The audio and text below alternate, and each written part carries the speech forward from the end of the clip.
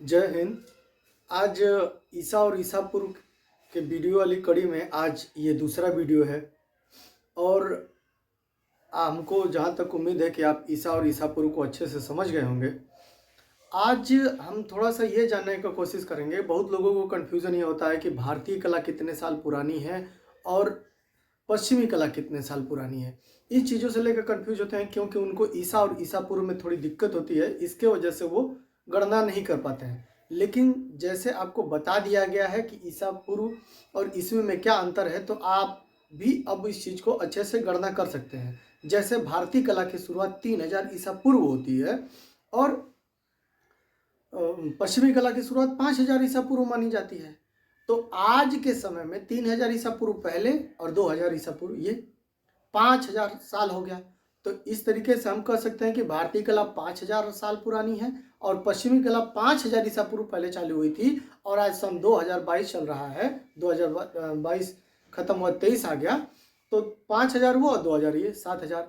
इस तरीके से सीधा सीधा कंफर्म ये होता है कि पश्चिमी कला 7000 साल पुरानी है और भारतीय कला 5000 साल पुरानी है। हम लोग इसको नोट करेंगे, देखते हैं ये कैसे लिखते हैं। ठीक है,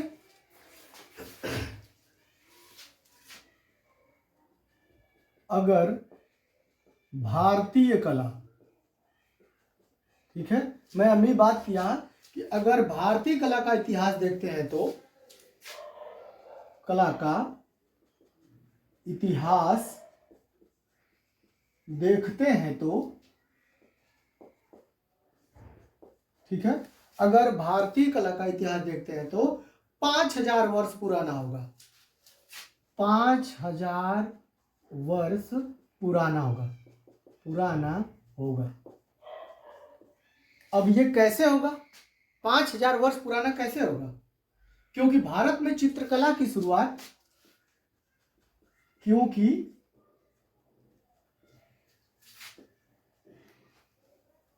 भारत में चित्रकला की शुरुआत, ठीक है, क्योंकि भारत में चित्रकला की शुरुआत नवपाषाण काल यानी 3000 ईसा पूर्व से में होती है। नवपाषाण काल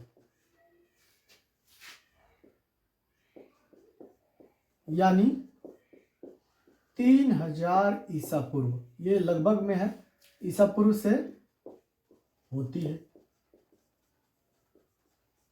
ठीक है, बात वही आ गई जो मैं अभी कह रहा था, 3000 ईसा पूर्व से होती है। तो ये क्या हो गया? ये बीच में ईस्वी तक आते हैं। ठीक है, यहां से ईस्वी प्रारंभ होती है। हम यहाँ कितना चले, लगभग 2000 साल चल चुके। और ये मैं क्या बताया, 3000 ईसा पूर्व यानी ईसा पूर्व से 3000 साल, ये हो गया। दोनों को जोड़ देंगे, 3000 प्लस 2000 बराबर 5000 साल, यानी 5000 साल पुरानी हो जाएगी। कितनी हो जाएगी? 5000 साल पुरानी। हमको जहां तक लग रहा है कि आप समझ गए होंगे। आगे इसी तरह से देखते हैं पश्चिमी कला का इतिहास। ठीक है, पश्चिमी कला का इतिहास, पश्चिमी कला का इतिहास, ठीक है, पश्चिमी कला का इतिहास अगर देखते हैं तो 7000 वर्ष पुराना होगा, क्योंकि 7000 वर्ष पुराना होगा। अभी कैसे होगा, मैं क्या बताया था अभी? पश्चिमी देशों में कला की शुरुआत 5000 ईसा पूर्व में हो चुकी थी। ठीक है, क्योंकि पश्चिमी देशों में कला की शुरुआत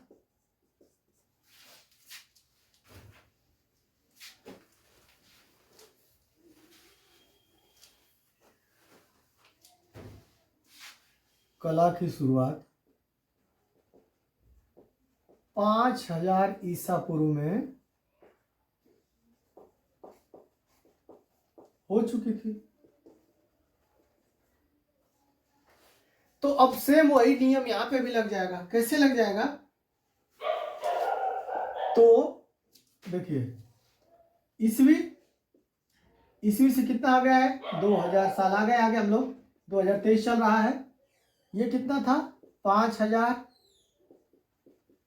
साल, यानी 5000 ईसा पूर्व, तो 5000 साल ये हो गया। तो 5000 प्लस 2000 बराबर 7000 साल या वर्ष पुरानी। क्या कह रहा है?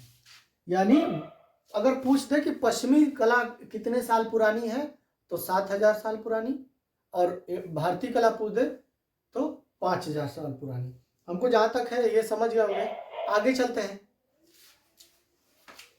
अब आगे थोड़ा सा हम लोग पढ़ेंगे कि ईस्वी क्या है, शताब्दी क्या है, उसका पूर्वार्ध उत्तरार्ध क्या होता है, ये सारी चीजों को समझेंगे। ठीक है, तो लिखते हैं सन, ईस्वी, सती, शताब्दी, दशक। सन, ईस्वी, शताब्दी, सन, ईस्वी, शताब्दी, सती, दशक क्या है? ठीक है, दशक क्या है? इसमें बड़ा कंफ्यूजन होता है। तो आप जानते हैं कि सन के बारे में भी जानते हैं आप, और ईस्वी के बारे में भी हम बता दिए। देखिए सन कैसे होता है, जिसे मान लीजिए छठी, अगर शताब्दी लिखना है, मान लीजिए आपको 580 है। ठीक है, अभी ईसा पूर्व ईस्वी नहीं कर रहे हैं हम, 580 है। अगर हम उसको ईस्वी में लिखना है तो हम 580 ईस्वी लिखेंगे। अगर ये शताब्दी में लिखना होगा तब, तो मैं बताया था ना कि अगर 5 से 1 पॉइंट भी अगर आगे बढ़ता है, ये तो 80 तक बढ़ गया, 1% भी आगे बढ़ता है, 1 भी आगे बढ़ता है, तो वो छठी शताब्दी में इंटर कर जाएगा। तो ये तो छठी शताब्दी तक पहुंच गया। तो हम इसको क्या लिखेंगे? 500 ईस्वी को लिखेंगे छठी शताब्दी। छठी ईस्वी नहीं लिख सकते। छठवीं ईस्वी लगे तो एकदम काउंटेबल हो जाएगा, 1 2 3 4 5 6, छठी ईस्वी आ जाएगा। इसे जब 100 ईस्वी जब तक पहुंचेगा तब जाकर के हम एक शताब्दी लिख सकते हैं, क्योंकि शताब्दी का सीधा सीधा मतलब होता है 600 ईस्वी। अगर देखिए छठवीं शताब्दी को लिखना हो तो 600 ईस्वी लिखेंगे। ठीक है, तो इसको थोड़ा सा लिखते हुए चलेंगे हम, और लिखेंगे तो सारा कंसेप्ट क्लियर हो जाएगा। सन का अर्थ साल या वर्ष होता है। देखिए सन का अर्थ साल या वर्ष होता है।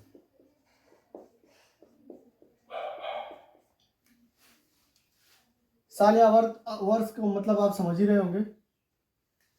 ठीक है, जैसे मान लीजिए कि सन 2003, ठीक है, या वर्ष 2003, या वर्ष 2023, अरे 23, या वर्ष 2000, अरे सन 2023। ठीक है, आगे चलते हैं। ईसा के जन्म के बाद, अगला पॉइंट, ईसा के जन्म के बाद, ठीक है, ईसा के जन्म के बाद शुरू होने वाले समय को,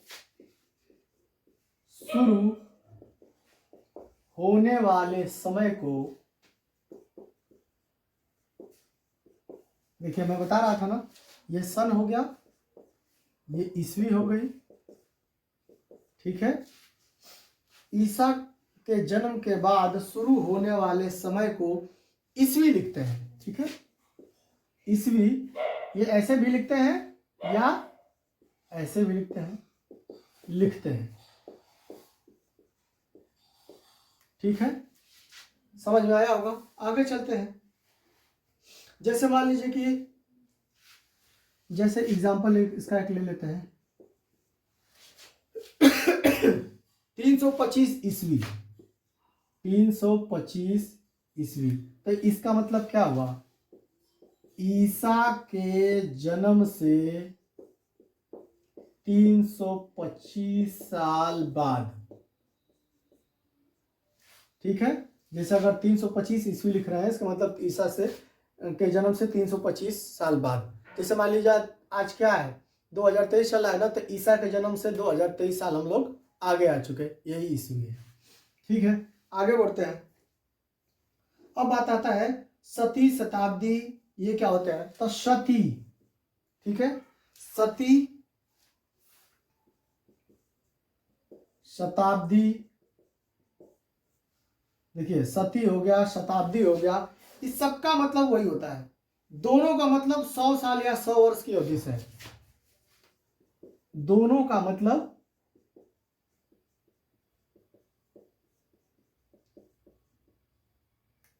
दोनों का मतलब 100 साल या वर्ष के अवधि से है। अवधि मतलब समय, ठीक है। सती हो गया, सती शताब्दी दोनों का मतलब 100 साल है, वह 100 वर्ष की अवधि से होता है। ठीक है, अब हम इसको थोड़ा सा समझेंगे, क्या क्या कह रहा है ये।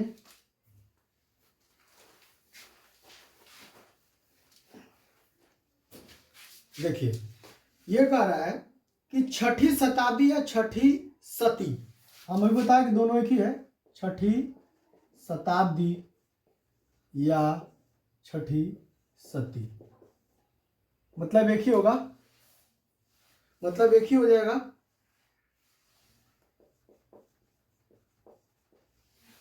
ठीक है, अब देखिए क्या कर रहा है ये, अगर कोई घटना छठी शताब्दी की है, अगर कोई घटना छठी शताब्दी का है,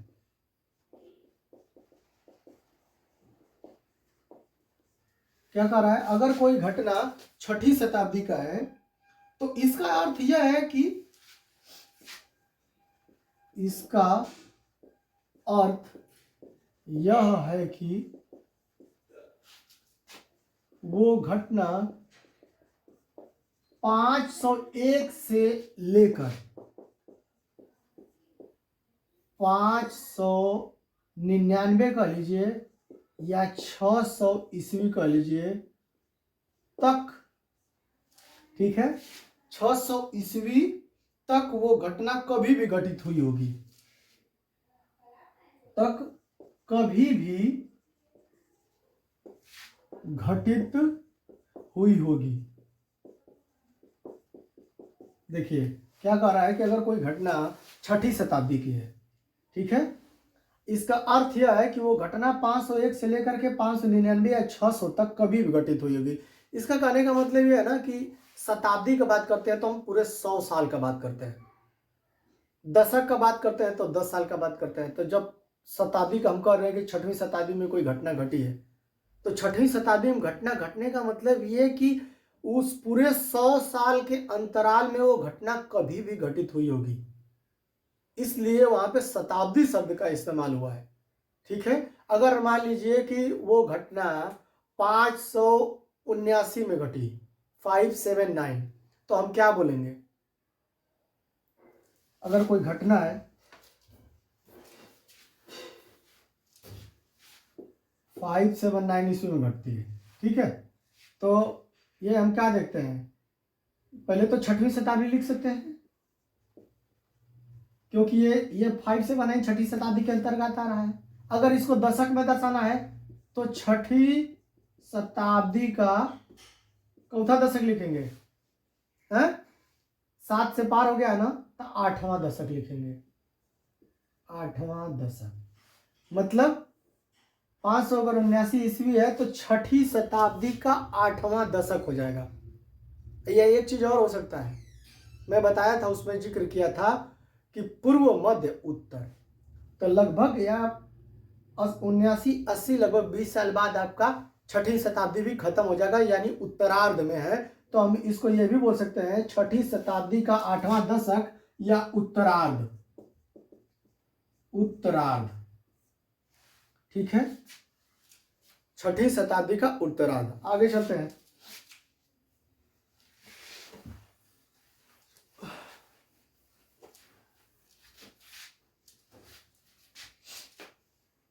अब देखिए शताब्दी के पूर्वार्ध, मध्य और उत्तर। अब बात आ गई वही जो अभी कर रहा था मैं, शताब्दी के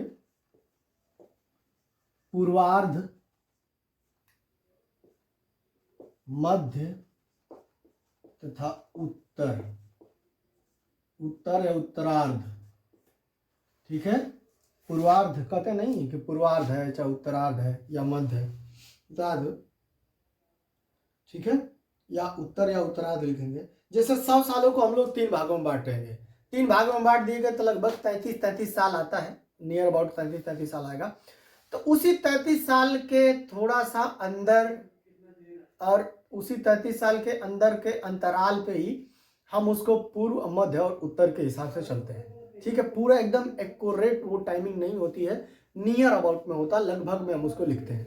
ठीक है, तो लिखेंगे 100 साल को 3 भागों में बांटकर, क्या कह रहा है, 100 साल को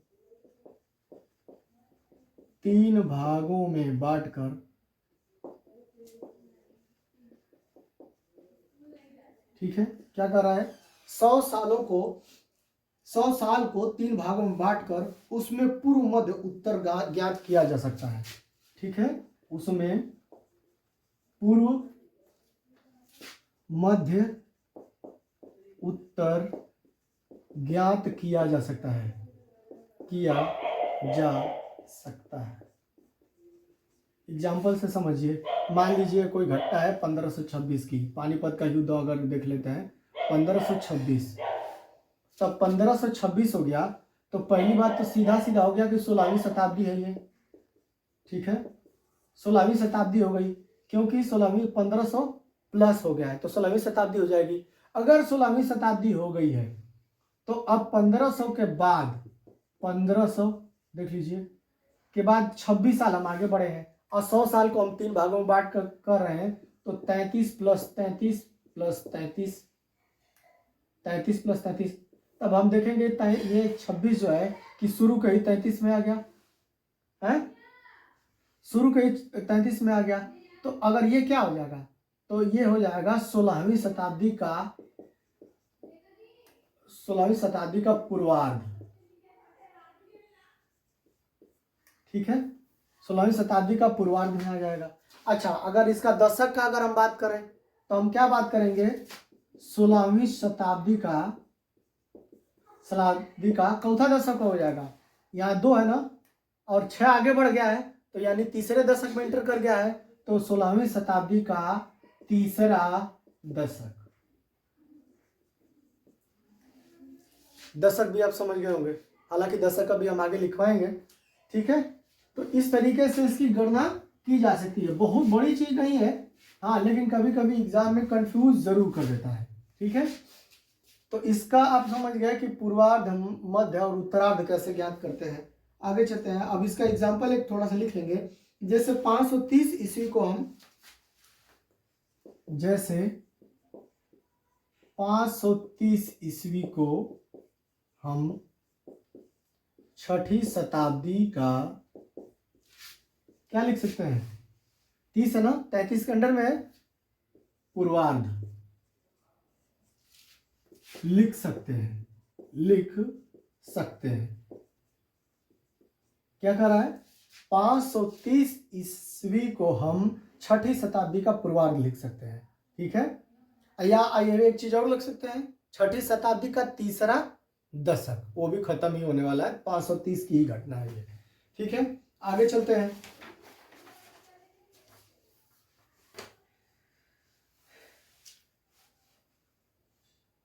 अब जैसे मध्य का अगर बात आ गई, ये तो पूर्वार्ध हो गया, अगर मध्य की बात आती है तो 550 या 60 ईस्वी को हम क्या कर सकते हैं, 6ठी शताब्दी का, जिसे 550-60 ईस्वी को हम 6ठी शताब्दी का मध्य कह सकते हैं, बात ये हो गया पूर्वार्ध, ये हो गया मध्य। अब उत्तरार्ध का भी एक एग्जांपल ले लेते हैं, तो उत्तरार्ध का एग्जांपल हो जाएगा जैसे 590-99 हो गया, 590 से 99, और भी पहले से चल सकता है। जैसा मैं बताया कि 33 के अंडर में अगर आ रहा है तो वहां से ले सकते हैं। को हम छठी शताब्दी का, ईस्वी को हम छठी शताब्दी का उत्तरार्ध लिख सकते हैं, ठीक है। अब हमको जहां तक उम्मीद है कि पूर्वार्ध, मध्य और उत्तरार्ध आपको समझ में आ गया होगा। अब दशक पे चलते हैं। थोड़ा सा दशक को भी थोड़ा सा रिटर्न फॉर्म में ले लेते हैं कि कैसे उसको लिखेंगे, कैसे समझेंगे, ठीक है।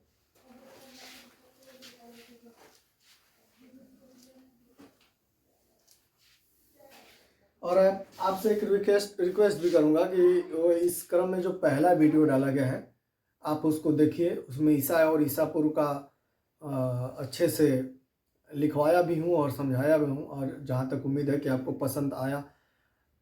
काफ़ी लोगों ने पसंद किया, कमेंट्स भी बहुत आए, और कुछ व्यक्तिगत हमें उसमें क्या सुधार करना है ये चीज़ भी आया, बड़ा अच्छा लगा। तो मैं दिन पर दिन जैसे भी वीडियो पढ़ता जाएगा मैं उसमें सुधार लाने की कोशिश करूँगा, और देखता हूँ आज कितना सफल हो पाता हूँ मैं, ठीक है। तो अभी लिखेंगे दशक।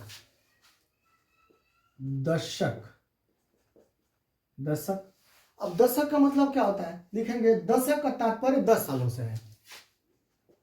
दशक का तात्पर्य 10 सालों से है। जैसे शताब्दी 100 सालों के लिए थी, इसे दशक 10 साल के लिए है, ठीक है। शताब्दी 100 सालों के लिए थी तो दशक 10 सालों के लिए है। जैसे एग्जाम्पल देख लीजिए, जैसे इसी साल का एग्जाम्पल लिखते हैं, जैसे 2023। अब जैसे 2023 है तो इसको क्या लिख सकते हैं, इसको और लिख सकते हैं ना। पहली बात तो 21वीं शताब्दी लिखेंगे 2023, क्योंकि 2000 से 23 साल आगे बढ़ गए तो 21वीं शताब्दी हो गई। फिर क्या लिख सकते हैं, 21वीं शताब्दी का 2 से आगे हो गया तो तीसरा दशक हो गया, तो 21वीं शताब्दी का तीसरा दशक लिख सकते हैं ना इसको। 2023 को 21वीं शताब्दी का तीसरा दशक, ऐसा हम बोल सकते हैं कि 21वीं शताब्दी का ये तीसरा दशक चल रहा है, ठीक है। शताब्दी में एक दशक, जिसे देखिए क्या होता है, शताब्दी में एक दशक, शताब्दी पूरे अगर शताब्दी को देखा जाए तो एक दशक का अगर हम बात करते हैं तो एक दशक को 1 से 10 वर्ष, पहला दशक हो गया, ठीक है। दूसरा दशक क्या हो जाएगा, 11 से 20 वर्ष। तीसरा कितना हो जाएगा, 21 से 30 वर्ष। इसी तरीके से 10वां का अगर हम देखा जाए तो 10वां का कितना हो जाएगा, 91 से 100। तो इसके मतलब कि पूरे शताब्दी में 10 दशक होता है। इसीलिए ना तो हम 10 को 10 से अगर गुणा कर देते तो 100 हो जाता है, 100 हो जाएगा शताब्दी, ठीक है। शताब्दी 100 लिखा हुआ तो शताब्दी को हम एक शताब्दी बोल सकते हैं, क्योंकि एक शताब्दी का मतलब 100, 100 हो गया, ठीक है बहुत आसान, बस थोड़ा सा समझने की जरूरत है, सब समझ में आ जाएगा, ठीक है। अच्छा, एग्जाम्पल अब लेते हैं। एग्जाम्पल जो अभी हम पानीपत के युद्ध का ले रहे थे वही वाला एग्जाम्पल अब लिखते हैं। उदाहरण, ठीक है, उदाहरण लिखिए। पानीपत का युद्ध 1526 ईस्वी में हुआ था। पानीपत का युद्ध 1526 ईस्वी में हुआ, ठीक है। कब हुआ था, 1526 ईस्वी में। अब बात आती है 1526 ईस्वी को हम किन किन तरीके से लिख सकते हैं। तो अभी हम बताएं, मान लीजिए हम दशक का बात कर रहे थे, तो अभी दशक को समझ लेते हैं। 1526 लिखा हुआ है तो 1526 में बोले कि अगर 15वीं शताब्दी कंप्लीट हो गई और 16वीं शताब्दी में हम 26 साल और इंटर कर गए, तो 1526 को हम 16वीं शताब्दी लिख सकते हैं। 16वीं शताब्दी मतलब 16वीं शताब्दी के अंतर्गत 1526 आ रहा है। अच्छा, 16वीं शताब्दी तो लिख लिए, अब ये 26 किस दशक के अंतर्गत आ रहा है? तो देखिए 21 से 30 के बीच में आ रहा है ना, 21 से 30 के बीच में आ रहा है, ये यानी तीसरा दशक हो जाएगा। तो 16वीं शताब्दी का तीसरा दशक। समझ में आया होगा, ठीक है।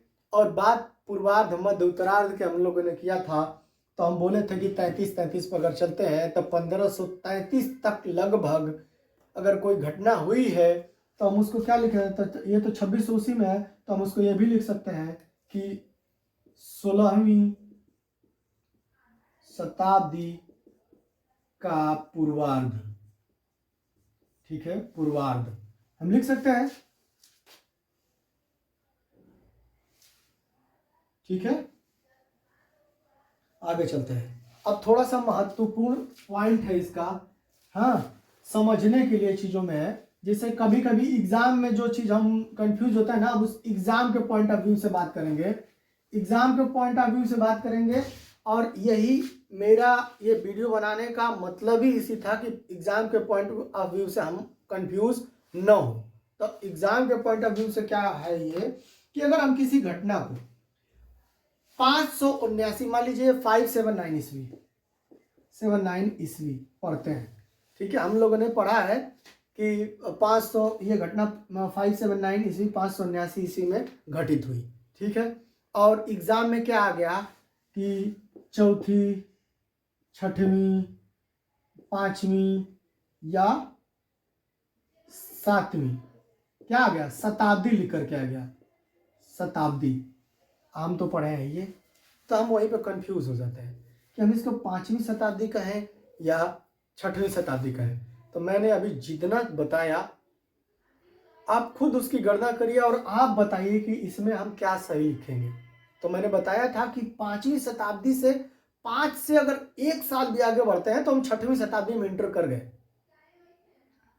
हालांकि 100 साल का एक समय एक लंबा समय होता है, 100 साल के अंदर कोई घटना कभी भी घट सकती है। एक मतलब 501 को भी घट सकती है, 10 को भी, 50 को भी, 63 को भी, 82 को भी, कभी भी घट सकती है। वो 100 साल का समय एक लंबा दायरा होता है। जिस चीज़ों का एकदम पर्टिकुलर कोई दूर दूर तक थोड़ा सा समय नहीं पता होता है, उसको शताब्दी के साथ लेते हैं, ठीक है।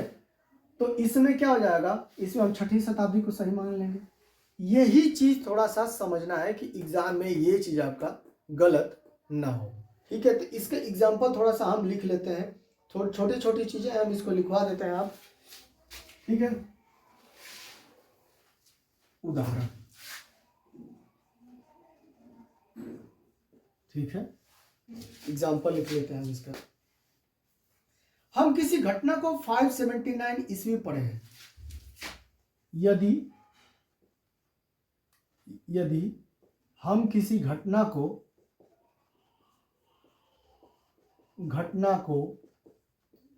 579 ईस्वी पढ़े हैं, ठीक है। क्या कह रहा है कि हम किसी कोई घटना है, हम उसको 579 ईस्वी पढ़े हैं, ठीक है। और परीक्षाओं में प्रश्न विकल्प में, और परीक्षाओं में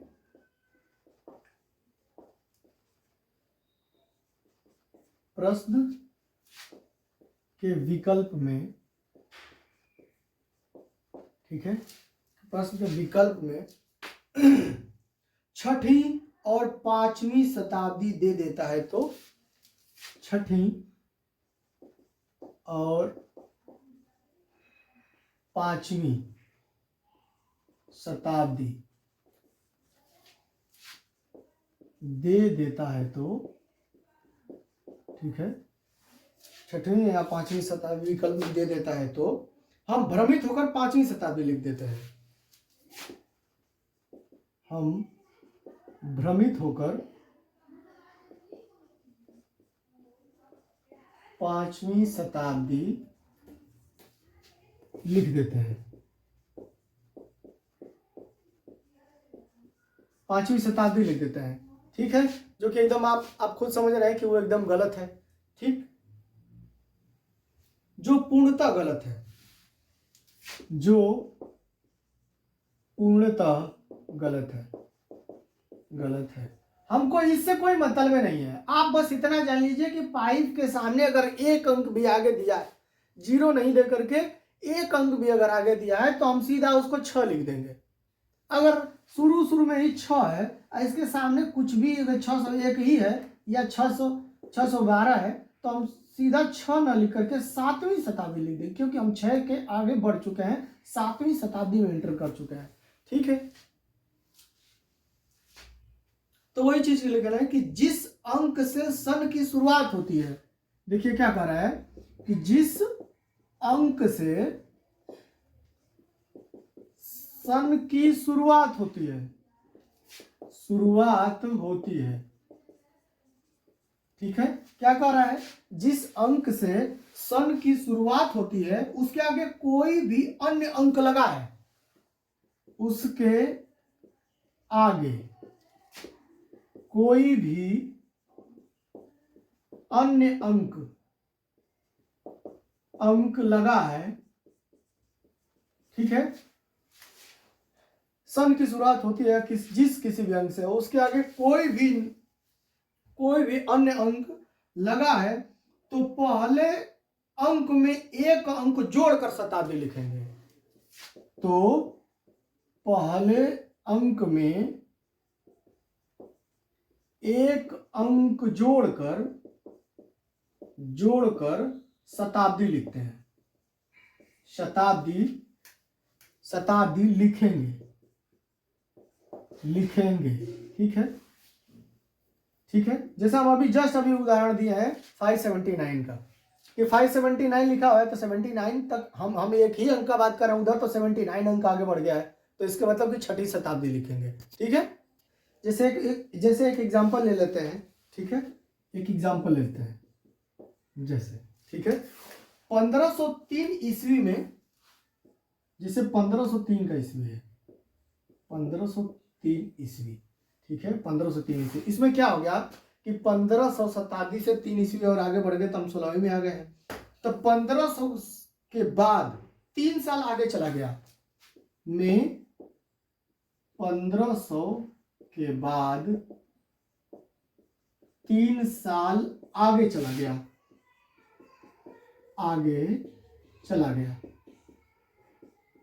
ठीक है। मैं तो एक ही अंक का बात कर रहा, इधर तो 3 साल आगे चला गया, तो क्या लिखेंगे, अर्थात इसे हम 16वीं शताब्दी लिखेंगे, ठीक है, अर्थात इसे हम 16वीं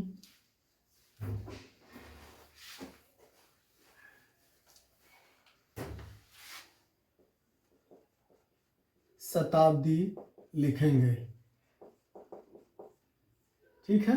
क्या कह रहा है कि 1503 ईस्वी में 1500 के बाद 3 साल आगे चला गया, अर्थात इसे हम 16वीं शताब्दी लिखेंगे। हम बोले थे ना कि 15वीं शताब्दी के बाद, अरे किसी भी शताब्दी के बाद अगर एक अंक भी आगे बढ़ता है तो हम उसमें जो अंक लिखा रहेगा उसमें एक अंक जोड़ करके तो शताब्दी लिखते हैं, ठीक है। जैसा हम अभी यहाँ पे लिखवा दिया है, ठीक है।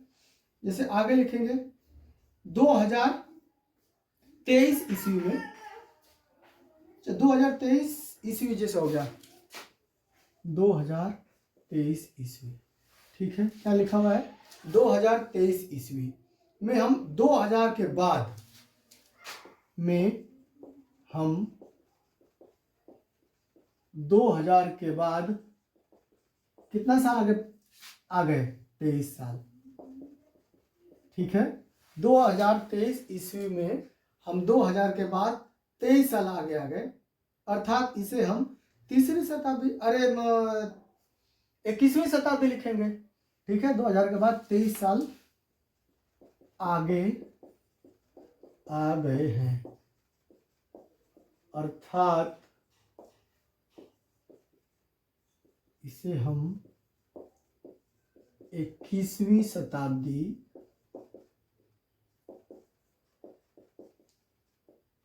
लिखेंगे, ठीक है। 23 साल आ गए, 21वीं शताब्दी में तो हम लोग तभी इंटर मार दिए थे जब 2001 आया था। ठीक है, 21वीं शताब्दी उसी समय आ गई थी। ठीक, अच्छा, ये जो जितने सारे नियम लिखवाए हैं मैंने, ये सब ईसा और ईसा पूर्व दोनों में लागू होते हैं। ठीक है, नोट, ये सभी नियम ईसा और ईसा पूर्व दोनों में लागू होंगे। ठीक, दोनों में लागू होंगे। उसका भी एक एग्जाम्पल हम लोग ले लेते हैं। ठीक है, जिसे मान लीजिए 323 ईसा पूर्व है। ठीक है, 323 ईसा पूर्व है। अभी तक तो हम लोगों ने ईस्वी को कहा था। 323 ईसा पूर्व है, इसको हम लोग क्या लिख सकते हैं? बताइए, 323 ईसा पूर्व को क्या लिख सकते हैं? आप खुद सोचिए। चौथी शताब्दी ईसा पूर्व लिख सकते हैं, क्योंकि 300 से आगे बढ़ चुके हैं, तो इसको क्या लिखेंगे? चौथी शताब्दी। लेकिन हाँ, ईसा पूर्व लिखेंगे साथ में, ईसा पूर्व। ठीक है, चौथी शताब्दी ईसा पूर्व लिख सकते हैं। और क्या लिख सकते हैं इसको बताओ? चौथी शताब्दी का क्या है? चौथी शताब्दी का पूर्वार्ध। ठीक है, और क्या लिख सकते हैं? चौथी शताब्दी, ये ईसा पूर्व होगा, ईसा पूर्व का पूर्वार्ध। ठीक है, चौथी शताब्दी ईसा पूर्व का तीसरा दशक, तीसरा दशक। ठीक है, ये मतलब जो भी नियम है वो सब आपका ईसा और ईसा पूर्व दोनों में लागू होगा। वो दोनों सोच करके चलेंगे। ठीक है, तो ये आज का सेशन यहाँ पे ख़त्म हुआ। और जहाँ तक हमको उम्मीद है कि आपको सारी चीज़ें अच्छे से समझ में आई होंगी। और कुछ मान लीजिए लिखने में गलती होगा और कुछ बोलने में भी गलती हो गया होगा, तो उसके लिए तो माफ़ी चाहूँगा। लेकिन मैं ये ज़रूर चाहूँगा कि आप वीडियो देखने के बाद हमें सजेशन ज़रूर दीजिए। मैं खुद चाहता हूँ कि अगर आप जब तक सजेशन नहीं देंगे तो उसमें सुधार नहीं ला सकता मैं। क्योंकि अगर मैं लिख रहा हूँ, तो मैं अगर बता रहा हूँ, तो ये सबके सामने जब प्रेजेंट होगा तो उसमें कई तरह की गलतियाँ अगर आती हैं, आप हमको बताएंगे तो हम उसमें सुधार लाने का पूरा कोशिश करेंगे। ठीक है, इसलिए सबको प्रणाम और इंतज़ार रहेगा आपके कमेंट का। और उम्मीद करता हूँ कि आप हमारे चैनल को सब्सक्राइब किए होंगे और आगे भी इसी तरह से प्यार देते रहेंगे।